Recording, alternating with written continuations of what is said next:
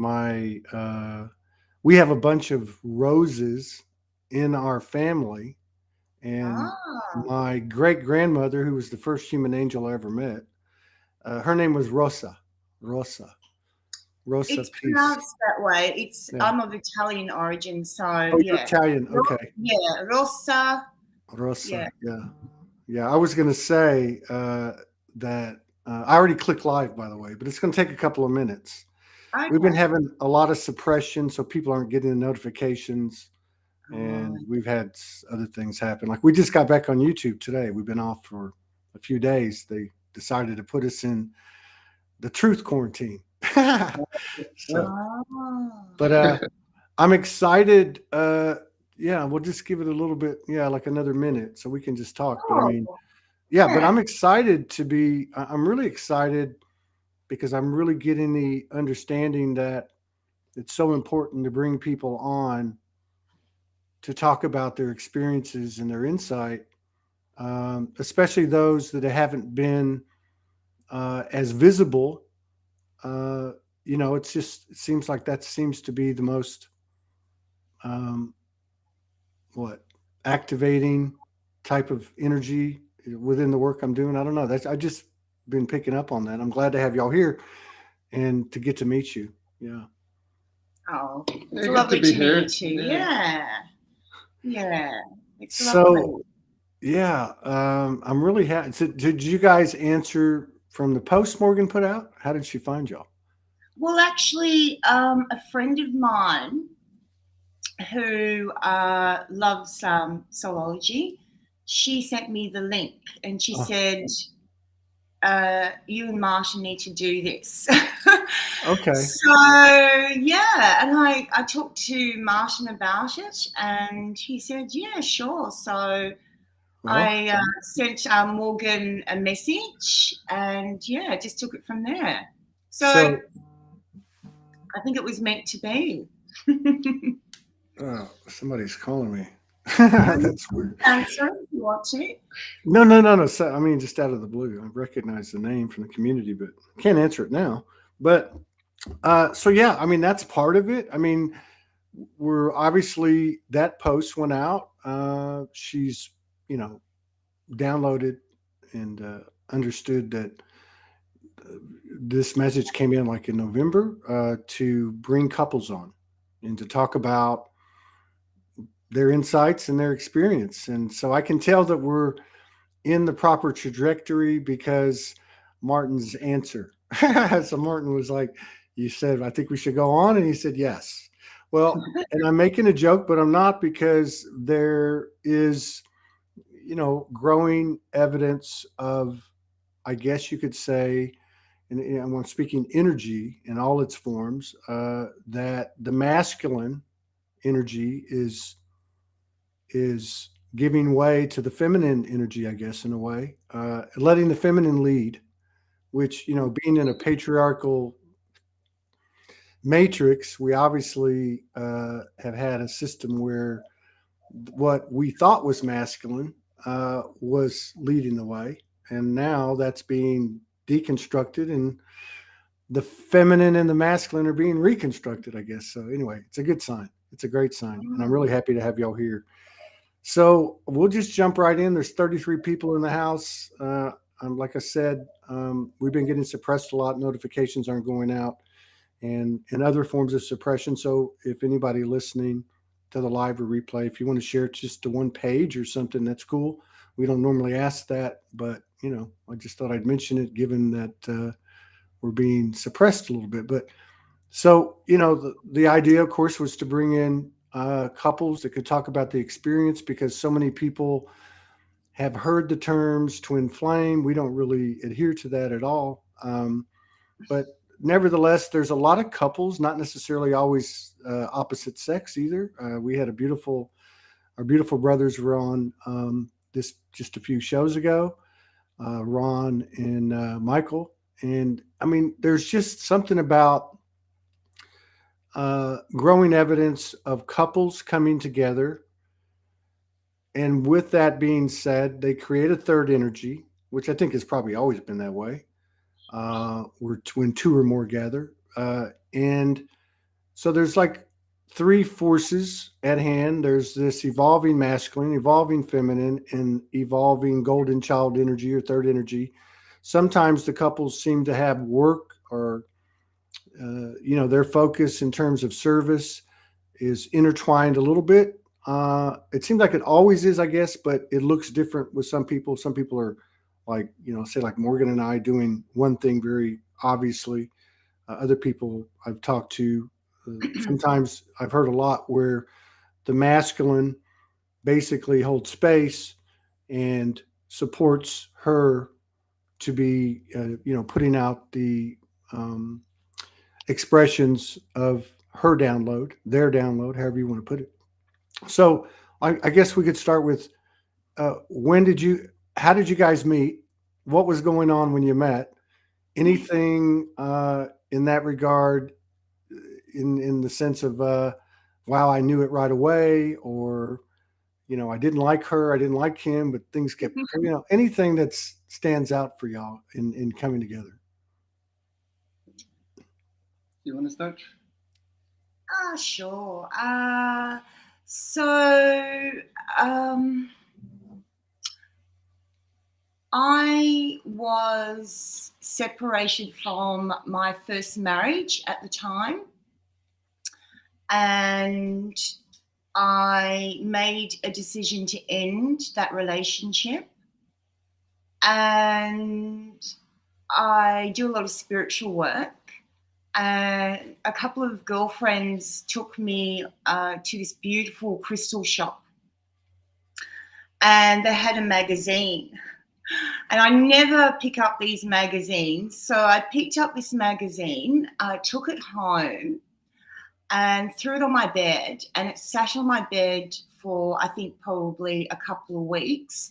So you have to understand, I was going through a deep mourning process because that relationship had been a very long one, and there was a lot of love shared. And so I was really just going through the whole motions of the end and saying goodbye to that, and also just really being present with how I was feeling, and stuffing chocolate in my mouth and throwing the wrappers under the bed, and just really, I had we shared two children. So my youngest, my daughter Leela, she was still being breastfed. She was only 1 year old. I was studying spiritual counselling at the time. And my life felt extremely chaotic. And one day I looked down at this magazine and I opened it up, and it said what was this? Spiritual Singles. Yes, Spiritual Singles. And it was a dating site. And I'd never, I didn't do this sort of thing, so I wasn't comfortable with it. But I thought, okay, I'll have a look. So I did a little profile, clicked onto a couple of profiles. One was this lovely man called Nick, who actually we still are really good friends. And the other one was Martin. Now, you had to pay. And I thought, I'm not paying for this. I'm a single parent now. I haven't got money. So I thought, how am I going to do this? And a friend of mine explained like a little code way of putting in your email address. So I sent Martin a little love heart like, and then sent this code. And then back then we had, what was it, Messenger, or what was it called? I don't know. AOL or something, Messenger. How long ago was this? Oh, we've been together for nearly 14 years. Wow. Okay. So this would be 2008, something like that. Yes. And so I sent him a message, and then we connected, and I said, I don't really want to have conversations without actually seeing you, because I'd heard all these things about these dating sites, about catfishes and blah, blah, blah. So sharks. Yeah. So there's Martian on the screen and we're chatting away. And I thought initially, of course, yeah, look, oh, wow, he's just gorgeous. And it was instant. We chatted for around 4 to 5 months. And Martin has a great love he's very creative and he has a great love for food. And so we're talking about food, and we both had, we're both vegetarian. We're have more of a vegan diet now. But back at that time, I said to Martin, so how do you bake if you're not baking with eggs? What do you use? And he said, oh, I use yogurt. And I knew it. And I went, that's what I use. I use yogurt. No one else I know uses yogurt. It was just funny little things like that. And the fact that we just had so much, not necessarily in common, but it was just energetically a connection that was harmonious. Mm-hmm. It was like connecting with a really beautiful friend that I hadn't seen for lifetimes. Do you know what I mean? Yes. So, yeah, it was through a dating site. Can you believe it? Online. That's awesome. Especially that there was a dating site like that 14 years ago. Yeah, I wouldn't have chosen anything else. It had to be something spiritual, but yeah. So, thank you, Rosa. So Martin, what was it like for you with what she just described? Did you know as soon as you heard her voice, or was there a point where you went, I think something's going on here? Well, it was pretty instant. When we started talking, we'd talk for hours and hours, and with the time difference, it'd go into my really late night. Now, where were you at, Martin? I'm from Norway. So oh, you were in Norway? Yeah. So as far away as you can That's get. One hell of a dating. That's one hell of a dating site, for Christ's sake. Yeah. Okay. I'm sorry. Keep going.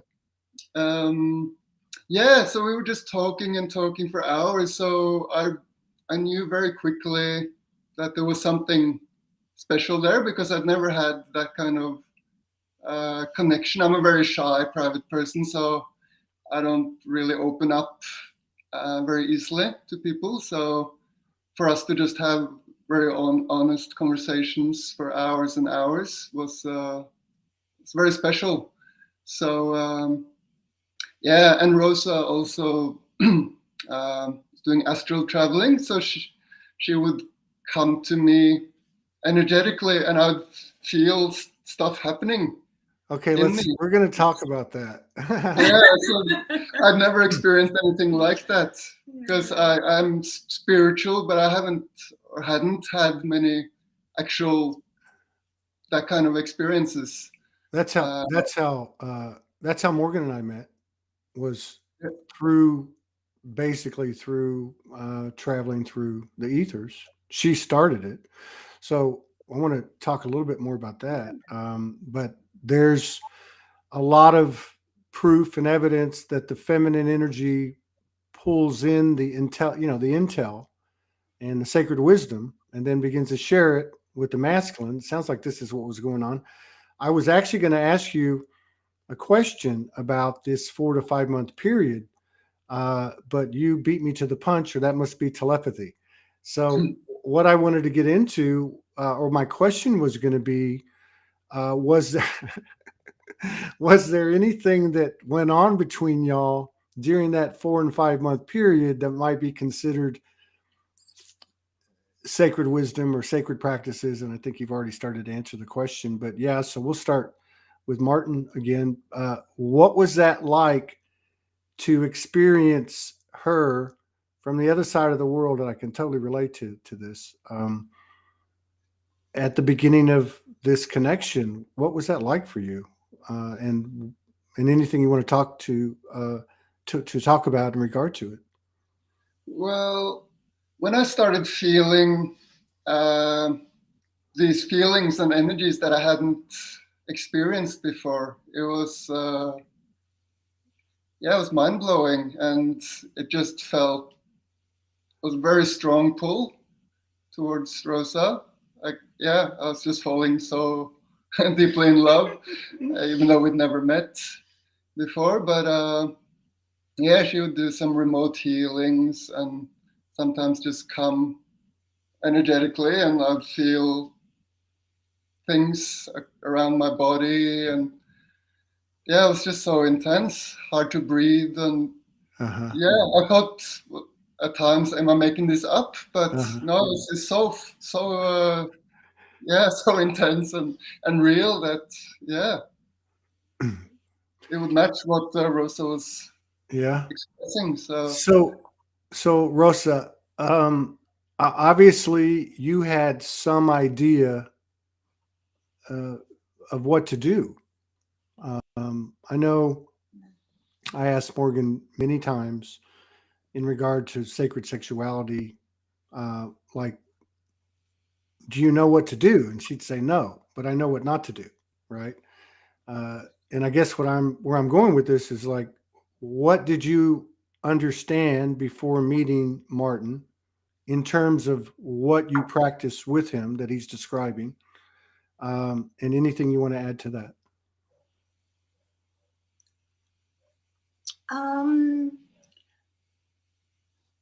Well, I don't want to go into my background too much because I really want to keep focus on what we're talking about. Yes, thank you. At the time, I had, so I'm actually, I'm a medium. I call myself a natural medium. So this is, this ability, whatever you want to call it, is something that by this time I was already working as a medium, clairvoyant.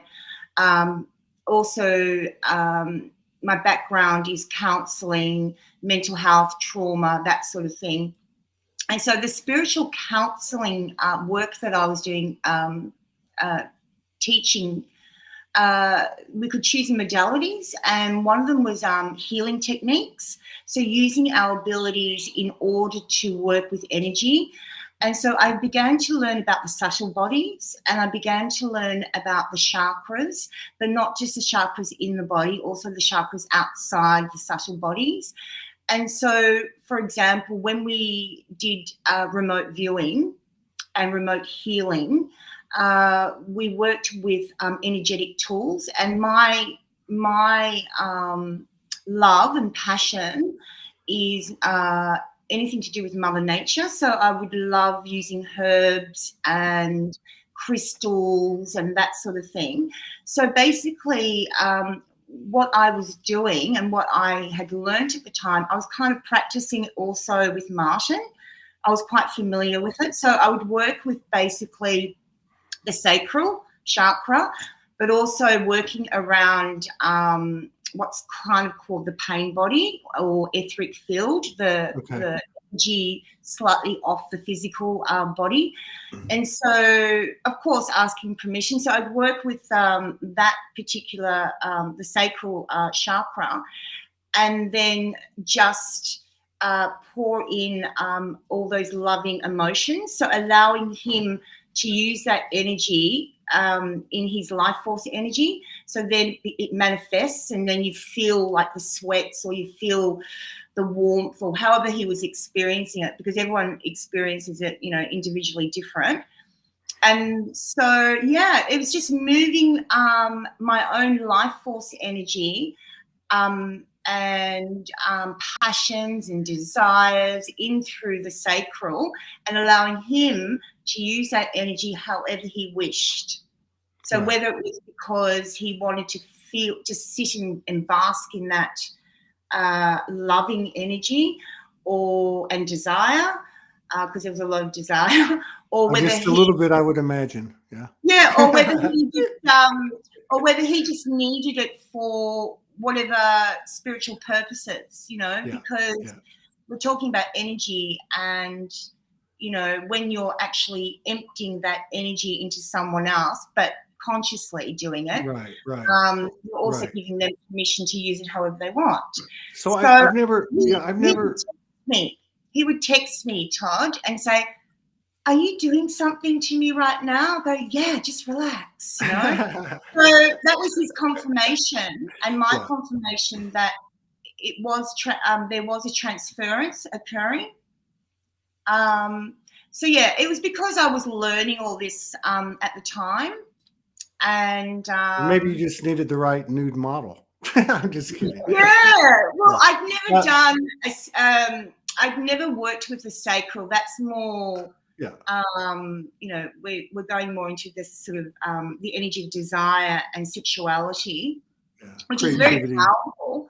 But I'm very mindful when we're practicing it. We wouldn't use the sacral chakra. We would use probably. Yeah, that could be kind of a problem. Yeah, you know, maybe the throat to help ease communication or something. So yeah. So what you're describing is what Morgan calls soul merging or helioscomus, which is it is soul emergence.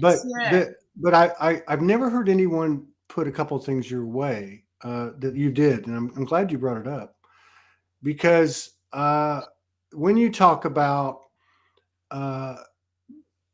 basically projecting that energy of pure love and so on, and I'm sure you had a little bit of desire in there, because otherwise he wouldn't have felt it, and I can relate to that. No, but seriously, I love the way that you put,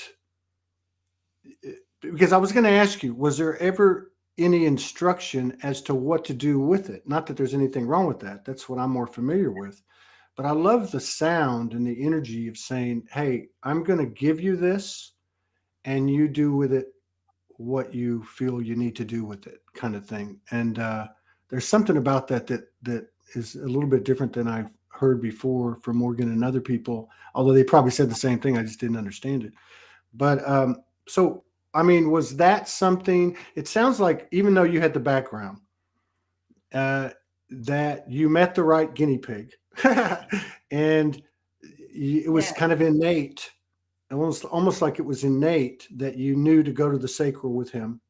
You know what I mean? And so, I don't know. I just wanted to make that comment, because I hadn't really, I don't remember hearing that, but it just feels right. Like with the new energy, it's like, you know, how we spend so much time, particularly people that have been practitioners for so long, you know, energy practitioners, as everything's evolved, everything evolves. And so there was a lot of how to do this and how to do that. And a lot of people have talked about this over the last couple of years. That's kind of gone away, where people are pulling their own information in, and people like you, people like Morgan, talk about how, well, I'm going to take you to this place, and then the rest is up to you, because it's all you anyway. So I think there's something about a further understanding of this type of thing, where there is a self autonomy and a self, you know, self. What am I trying to say? Self, you know, where you're in control of self-determination, so self, you know, creation. So yeah, I'm glad you mentioned that. So you guys are talking, and excuse my vernacular, I'm from the South in the U.S., so guys means everybody. But so you all are talking for 4 to 5 months, and at some point, either you went over there or he came over to Australia. What was that like? Did you have to do any? Did you have to do any final preparation within yourselves to get your frequency to a certain bandwidth, and so to speak? Was there anything in the build-up, and what was it like when you met? And either one of you can start. For me, it was just a lot of anticipation and excitement, and I felt like I knew Rosa so well already. It was just that final part of actually meeting in person. So yeah, I was just ready to meet. But yeah. So Martin came here. He came to Australia. So he came to my territory. Yeah. Right. And it was a really funny story, because I had separated from my husband, my first husband at the time, and my children were still young. So he actually said he knew of the relationship and he was happy for me. But he actually said, look, I'm going to have to be there when he comes through the door. And I'm like, what? So that was a really awkward moment. So Martian arrives and I greet him at the airport, and it was just ridiculously wonderful. And I bring him home, and there's my my ex-husband opening the door to greet us in. And Martian's like, hello. And then he left. Then Lorenzo left. But Martin was aware. I did explain all this, but it was really, bizarre, wasn't it? Yeah. He's still wincing. Did you notice? He's like, yeah, it was. But that was because of the children. And also, no, I think it's perfect.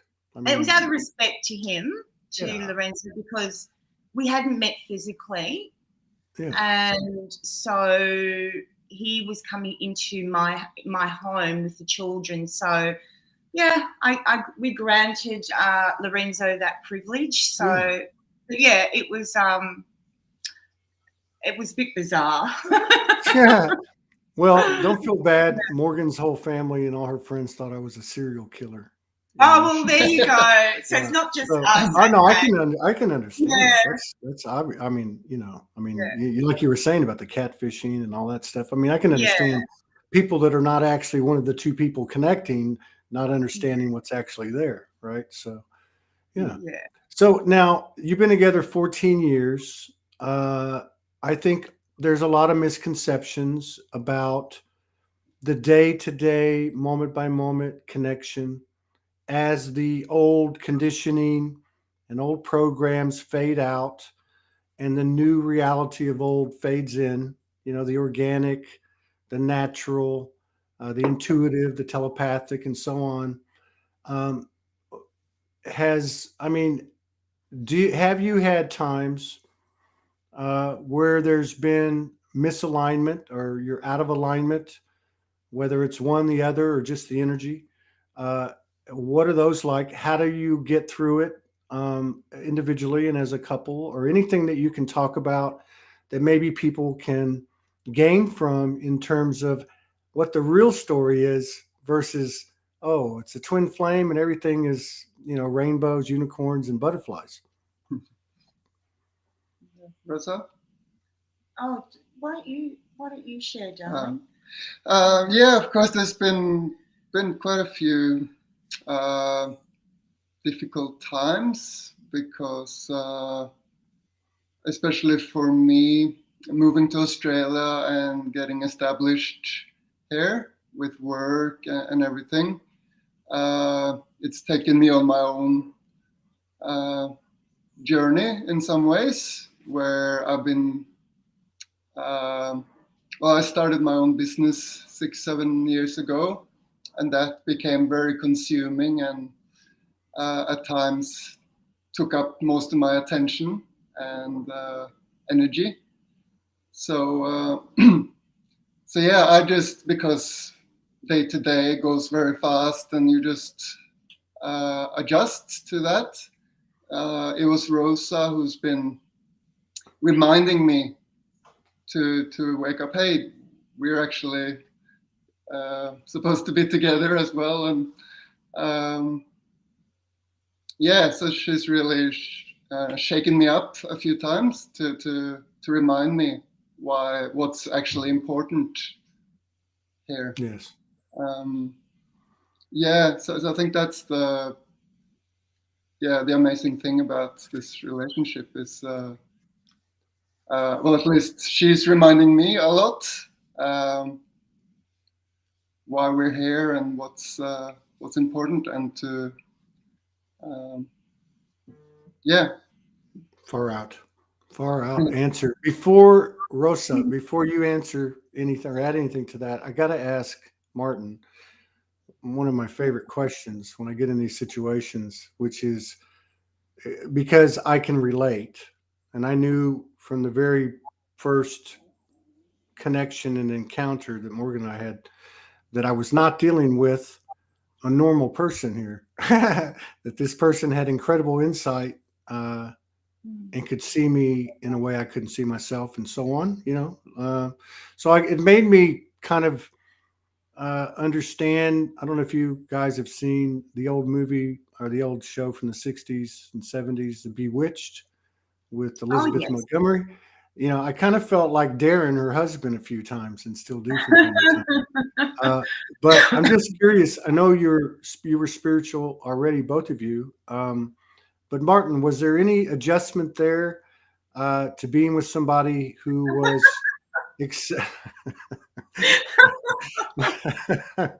so was there any adjustment to being connected to somebody who had that level of awareness and magic? Yeah, well, definitely. In many ways, there's a lot of being exposed to a completely different world. But I guess in terms of our relationship, there's no hiding. Rosa will pick up on anything that's going on with me, and I can pretend as much as I want, but she'll see through it and know, and then we'll have to deal with it, or I'll have to deal with it. So yeah, that's that was pretty, Okay. That was another great answer. So, and thank you, Martin. So Rosa, back to the previous question. Is there any insight that you can offer couples or people in addition to what Martin had to say in terms of how misalignment was handled? Was there a way that you were able to maintain center or balance, or anything that you have to say, whether was fun or wasn't fun, or anything that you have to add? We would love to hear.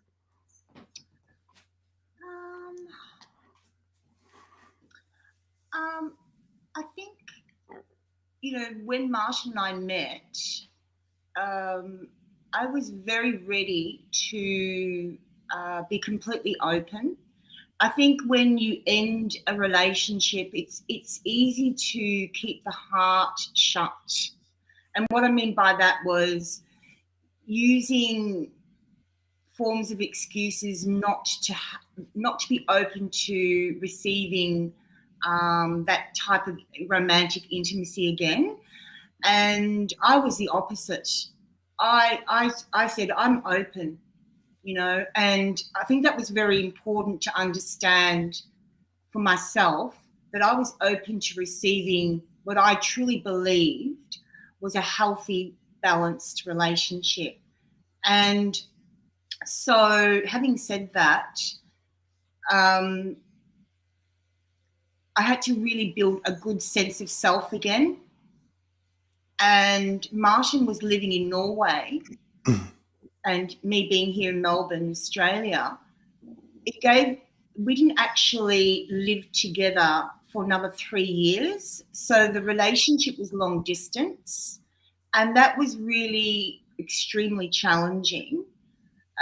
He would visit, but there was this sort of beautiful union, and then there was this emotional, like, tearing up of the soul when he left.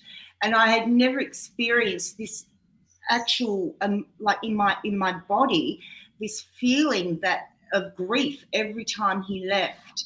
And so I was learning so much during that period to really deal with whatever was coming up for myself. So when he actually did move here and we did live together, I believe that my perception is that I was able to build a really good, strong sense of self. And I think what I want to share is that I think it's very important to understand what I learnt anyway, was that Martian complemented my life, but my life was already full. And what I noticed about this relationship was that what he complemented was my desires and my dreams and my goals. So there was this beautiful encouragement and faith and trust in everything that I was desiring and wanting and willing to create. And instead of having someone in my life kind of taking over that or suppressing that or wanting to be even part of that, that was not there anymore. It was more, I'm here and I'm willing to participate, but at the same time, I'm also over there. Yeah.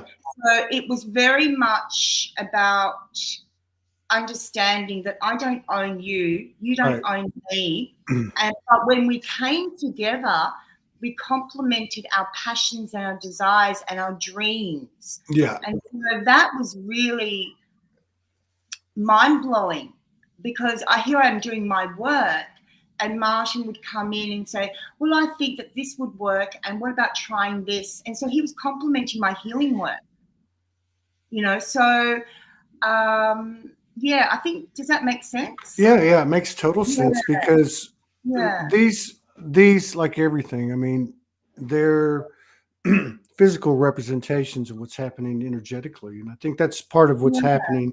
Like even what I was, making a joke about Bewitched. It's not so much that, let's just use the terms for these purposes, he and she. It's not so much that what she is unalike from him. But I mean, they don't call it women's intuition for nothing. There's a reason.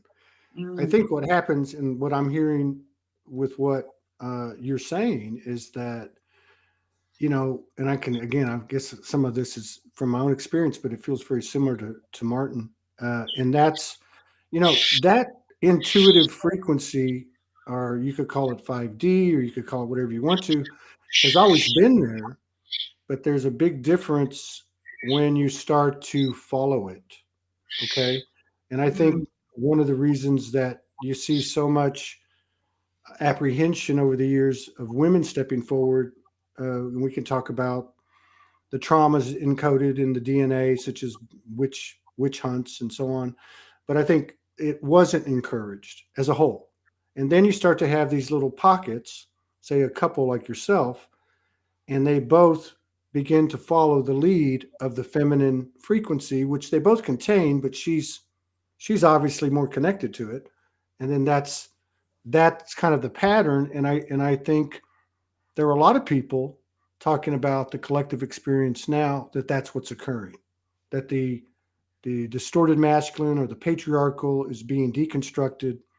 And therefore you have a revitalized and expanded feminine energy. And then you have this reformed masculine energy that's kind of, like just like a baby that just got delivered, that's found its feet, and now it's starting to become an even more equal proposition because of what's happening with these individuals, with these couples, and then again with the collective. No, I think you both answered very well, very articulate. So now there's been discussion. I know that you're not real familiar with us, and whoever your friend is, thank her very much, or him. Fiona Mannix. Oh, Fiona! Oh my God, yeah, Fiona's incredible. and to those, everybody, again, I said it before today. Thank you for your love and support, energy, and contributions, because we would not be able to do this every day, and somehow it happens. It's a great thing to be a part of, and Fiona's a classic example. But Morgan and I have made, I don't know, 40, 50 videos over 3 or 4 years. And some of the videos that we've made, the lives, we've discussed sacred sexuality. And clearly that's not just the picture of two people naked in bed, making love. It's a frequency that abounds throughout the entire relationship in all aspects, that's each one of them having an evolution or an awakening pattern of their own. But some of the things that we've talked about and experienced, and some of the couples that have come on, or individuals that have come on to talk about these things with their partner, talk about the occurrences that happen in this frequency, whether it be the two walking down the street with their hands holding hands, or whether it be a more stereotypical image of lovemaking, but everything being more pure. And that in itself is something we'd love to hear. Anything you want to offer on that, but also that what comes with it are these dimensional, interdimensional, joint hallucinations. I mean, I've experienced many female orgasms all over different parts of my body. I mean, there's all kind of, the ceiling would disappear, the walls disappear. We get beings, translucent beings coming into our room. So there's just, and everyone's different. And I'm just curious on a couple things, and you both can ask whenever you want or answer whenever you want. One is, what is the intimacy difference between what you knew and what you have? And have you had anything kind of come with the expansion of the energy that you have together of sacred sexuality? Have you had any other worldly, non-physical, dimensional, interdimensional type of activities? And I know that's two long questions, but go. That was okay. Well, I'm just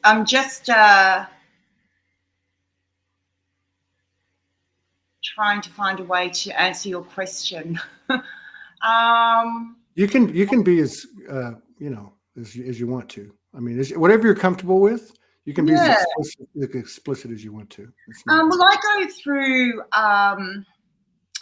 Look, I don't really like to use too much sort of spiritual terminologies and language, because I feel that it's very important that it's relatable, and so I'll try my best.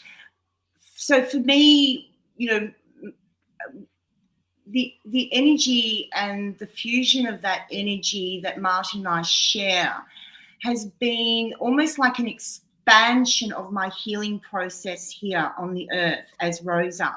So what I mean by that is that I come from a history of a lot of trauma, hence why I went into the kind of work that I do. And so when that fusion and that beautiful marinade of energy began to kind of really manifest in my body, through my cells, through my reality, I was having more spiritual emergences. So they used to last maybe a couple of weeks or even a couple of months. What I noticed was with Martin, it became more often. And so in that, I would have to kind of use a lot of time just on my own, and to really be present with what was happening emotionally. And there was so much coming up. And what I've noticed with Martin and I, and the information that I received, was about lifetimes together. And so what I received was there were lifetimes where that union was shared, or we were just passerbys, like we would just be present in that lifetime, but we actually didn't have a union. But then there were lifetimes where the union was disrupted by, say, his passing or my passing or whatever was occurring in that lifetime. So it was I was getting a lot of that sort of aha, oh my goodness, this makes sense, and wow, that's so profound. So it was a healing. The union was about healing, and when I first met Martin, I was looking for a healer. I think deep down, I wanted someone that could work with me regarding any type of healing work, because that's what I'm passionate about. And it was just his one hand. He just put his one hand on my shoulder. I remember this, and it was just so profound. And so I've always just seen our relationship as this beautiful healing process, but at the same time, I was getting all these spirit guides in my home. What were some of them? One was a beautiful Native American, I suspect, but looked more ancient, who did this healing process on me in my lounge room. And here's Martin watching me just going, like going through this process. And this is a thing. Anyone else literally would have thought, gee, I think I've just got into a relationship with someone who's slightly psychotic. See, that's what I was. Yeah, see, right? that's what I was talking about with the whole Darren and Bewitched thing, is because what you were saying earlier and what you're saying right now, and then please continue. But it's like one thing, no matter who brought what to the table, so to speak. One thing was known from the get-go, was that we could talk about whatever, that people would think we were crazy, whatever, but we could talk about it with each other, and there was nothing. There was nothing obstructing that. And I think that's what you're talking about right now. Please continue. Yes. Yeah, exactly, Todd. And that the ability for Martin to hold that space for me, yet having this faith that it is what it is, and this is important, and this is something evolving and occurring, but also him actually verbally saying to me, because I'm always checking in. Are you okay? Am I somehow stressing you out? You're not going to go psychotic yourself? Like, that was what was going through my monkey mind, right? And he's going, look, it is what it is, and it's part of my spiritual process too, and I'm supposed to be experiencing this. So having someone say that to me was so sacred, because I was able to just be present in whatever was occurring, letting these energies and light beings do their work. And he wasn't out the door, and he wasn't freaked out by it, and he just did. He was cooking in the background, and it was so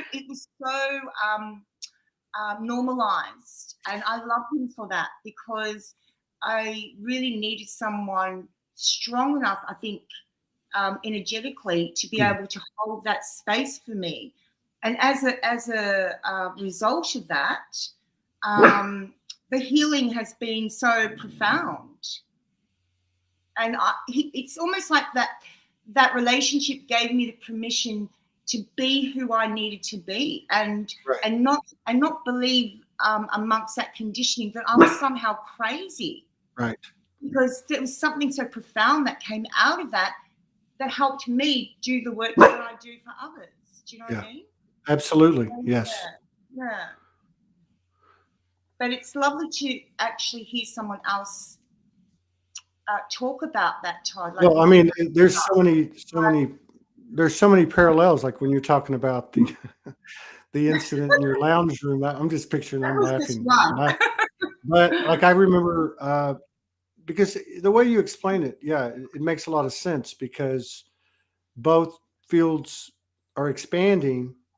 And of course, again, going back to the way things are, as Martin said, it's just the way things are. At this stage of the game, that she is the antenna, right? So obviously it all comes through her, and then it begins to be more shared. I would say as time goes on. But I remember, like for instance, we were together just a few days, and I remember behind the place that we were staying, there was like a bayou. So there was a grassy kind of like an embankment of the bayou, which is a small stream, a river.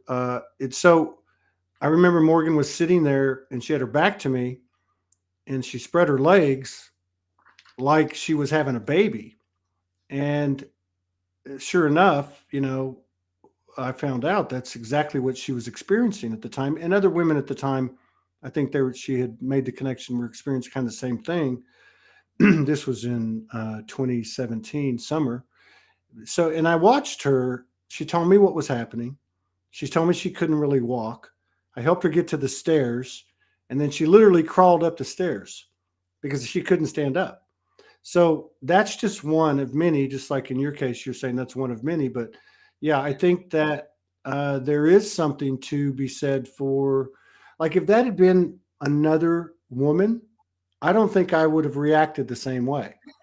It's like with her, everything made sense. I remember, like, one of the first phone discussions we had, we ended up underneath the pyramid raising some sacred geometry, and I'm actually seeing it as she's saying, as we're merging and we make the connection. So I knew from that standpoint, I knew there was something different. But yeah, I think there's something to be said for what you're saying in regard to what happened to your energy field or what happened to your frequency. Not only, well, all stemming from the physical reconnection or even the etheric reconnection, which brought back certain memories of past lives, expanded your skills and abilities, and then starts to take hold, I guess, in the relationship as well. So your lives together are not ordinary lives, I would say, based on conventional history or say society's definition. You guys live what kind of life together?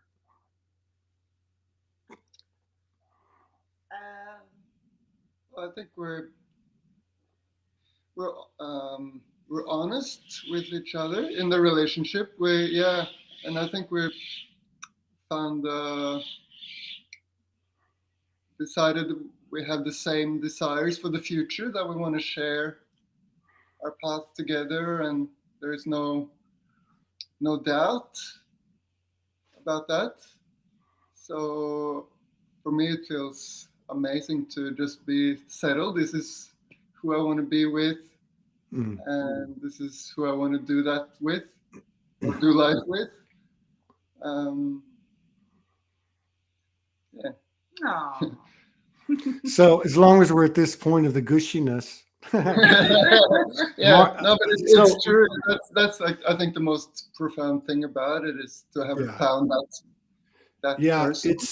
There's another thing too, and I'm gonna ask you a question, but you just reminded me of things which I maybe will be helpful to people. But so again, there's a lot of parallels I can identify with, that we could identify with, and one of them I could explain like this. I remember coming to Morgan, I don't know, it would have been 3 years ago or so, and because there is a lot of past life recollection that we had together. One incident in particular, we had one incident in particular where for 45 minutes we actually shapeshifted, and we watched each other.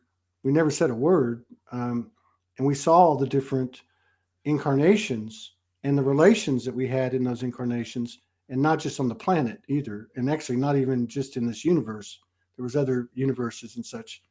But my point is that at some point, like what I said to her 3 years ago, something like that, I said, hey, when this is done, let's go back to that castle on that green planet with the purple sky. And she said, why would we want to do that when we can create something new? So I guess what I'm trying to say is that, you know, all of that stuff is very relevant. And I go back to these things that have come into my awareness that involve those types of things with her to reinforce who I am, who we are, when I get shaken or rattled, you know. But the importance being that we're together, and what are we going to create now? What are we going to create now? So I saw somebody write this the other day, and they said, in a sense, they said, those things are no longer relevant. They'll always be there. But what do you want to create now? You know, and I think I kind of picked that up from you as well, and what he was saying. Yeah. Yeah. And I think that's really beautiful because I find that when you have that connection and you're sharing this beautiful union, there's so much inspiration that comes out of it, and it's unless you're present and you're aware. Sorry, unless you're It's all good. unless you're present and aware, you might not understand it. Sorry, I'll say that again. So, unless you're present with the inspiration that's occurring in that union, and you have an awareness, it's almost like there's a speed of manifestation occurring. So, however you want to sort of label it, but that whatever, you know, however it's complementing itself, say with you and Morgan, and you know, with Martin and myself, is I've always wanted to open a beautiful holistic healing centre. And Martin is actually what is known as a unity therapist in Norway. So he's got all this background in healing, you know, techniques and modalities that complement where my purpose, I believe, and my energy and focus goes. And so it's what you are both together creating. But having said that, there's a healing that's occurring, but also there's this independence of passion that takes you both in order to do some service, healing, but the greater good of all. Right. And that's why I love Martin so much, is because I learn from him all the time. Yeah. And so it's not just it's not about what he gives me and what we can create. It's just who he is, the embodiment of the admiration that I'm learning and growing. And that itself, I feel, is what that union, that type of union, can create. Yes. It's inspiring. It's exciting. It's inspiring. And it makes me feel really happy. Like I feel happy knowing that I'm able to have that presence and have that energy that he gives me so freely in order to continue being inspired. Yeah. You know? Did you, because you talked about you knew this person would be an expansion of your own self-healing, I guess, in so many words. Yes. Did you, and then we'll shift back to Martin because we want to give equal time. This is the new one. But so, like, in other words, did you discover programs that you had unconsciously through your acceptance or resistance of Martin's offerings? Yes, resistance. Yes, there was resistance. So the programming was very much part of the conditioning in this lifetime. Having to have a sense of doing it all myself. Yeah. And being very strongly independent, and this false sense of what is a strong woman, and really allowing someone else, especially a male, to come in and put his hand on me and say, you can be vulnerable, Rosa, it's okay, was profound. So that program went. I had to learn. That's a big one. To just, what's the word? Surrender. Yeah. I had to learn to surrender. Do you think it's a trust thing? I mean, I think it was a combination of a lot of things, Todd. I think for me, definitely trust. I mean, I came from a very dysfunctional family, beautiful, beautiful souls, but that dysfunction within itself was very traumatic. I pretty much raised myself. My parents were immigrants to Australia. The language barrier was difficult. I had to basically help them in everything. And so I became someone that just didn't know how to let go. I always felt like I had to control everything and organize this. And I thought that's what strength was all about, having this sense of control. So there was a lot of programming there, but also in other lifetimes as well, because of the work that I do. I've had lifetimes where, I've lived very, very painful lifetimes doing the work that I do. But now, presently, in this age, in this time, there's a freedom in expression where I'm not going to be burnt at the stake, or I'm not going to be deemed for having those opinions or expressions. Yeah. So lots of programs, and learning to be vulnerable was my gift from Martin, because I learned what union and balance and harmony was all about, and where I was putting my energy, my light, was not necessarily good for me. Right. It was through guilt, shame, family associations, family programming, ancestral programming, like all that had to be wiped in order for this union to work. Right. Yeah. Great answer. Great answer. I try not to keep you too long. We're already past an hour. No, you're right. But our puppies are waking up. Oh, it's okay. We've loved it. We love puppies. So was there anything, Martin, that you look back on that you discovered you were resisting in terms of what she was offering?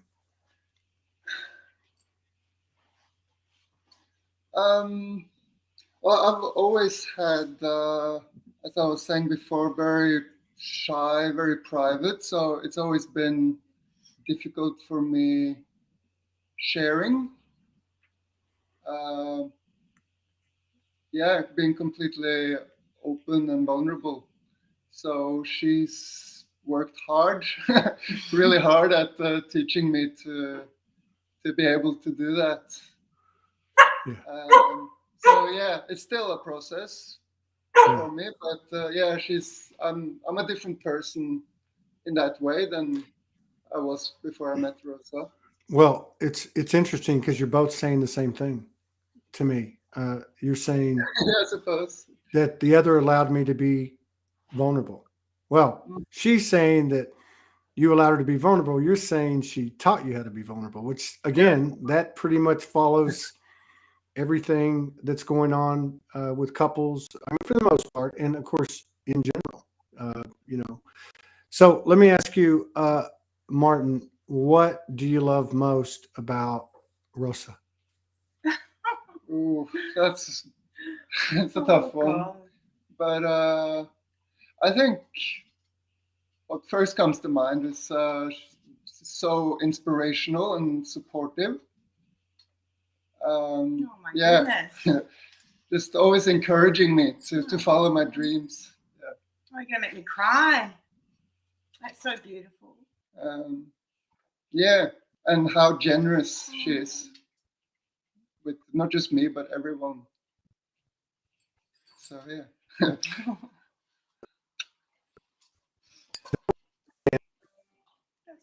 I think now we're losing losing connection a little Yeah. bit. That's so I good. can't hear you. Just give me a second. I might have to reconnect.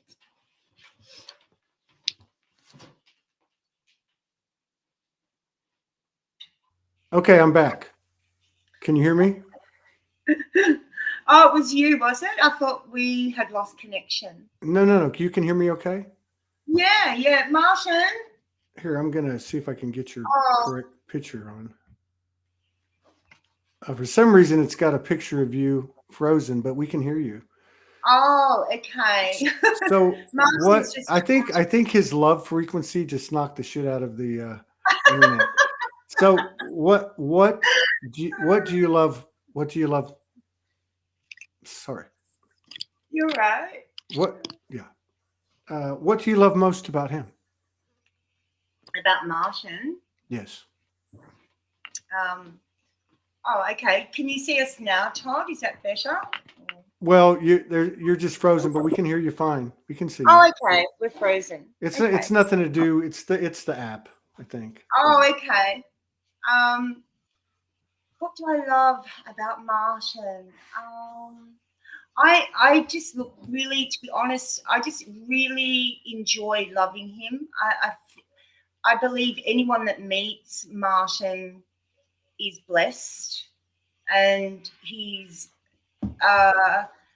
has such an incredibly special soul. Heart is just expansive all the time, and he's just very kind, loving. He's motivational. He's inspiring, and I just have a lot of respect for him. So I think just his presence alone. I don't know how to answer that. I think just knowing him has been enough for me.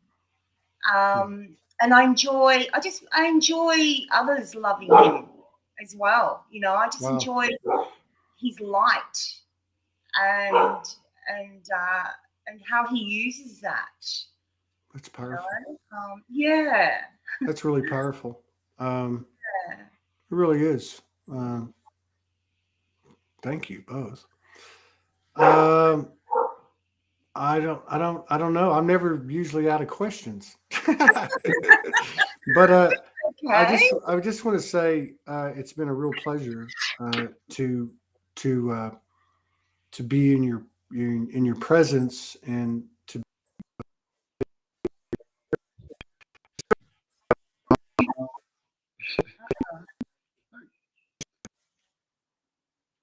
Sorry, we can't hear you. You sound like a robot.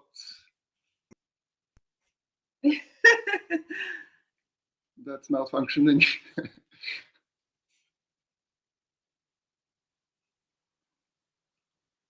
There, it's quiet. I think maybe we've lost you, Todd. Have we lost you? There, I think we're back. Yeah, I don't know. The third time's a charm, but I just wanted to say thanks, and I hope we can. And there's Fiona Mannix. Thank you, Fiona, for everything. Hi, Fee. Yeah, thank you for everything that you do for Soulogy, Fiona. It's very kind of you, and thank you for coming on. I hope we can maybe sit down and do another show in 2022 if you guys are up for it. Yeah, lovely. Yeah, it's been very nice. Thanks so much for having us. It's been an absolute pleasure, Todd. And and thank you so much for doing the work that you do. It's always a blessing and always going to be a blessing. And enjoy your union. Enjoy that love, because I find that that's ultimately what it's all about, is just really enjoying as much as we can, isn't it? I agree. Just sharing that in your union. I agree. Wow. And, time is nothing, but it's everything. Yeah. It's like that's one big thing. I've always been this way my whole life. Though, it's like, there's just appreciate, being gratitude with what you have. Gratitude. And sometimes it means, and you can understand this, that your partner's on the other side of the world, and you just do the best you can, and do the best you can to keep doing what you said. You know, I mean, that's really what it comes down to. So thank you a lot. And blessings. Happy New Year, everyone. Happy New Year to you. And thank you so much for opening up and sharing with us. And see you in 2022. I'll see you.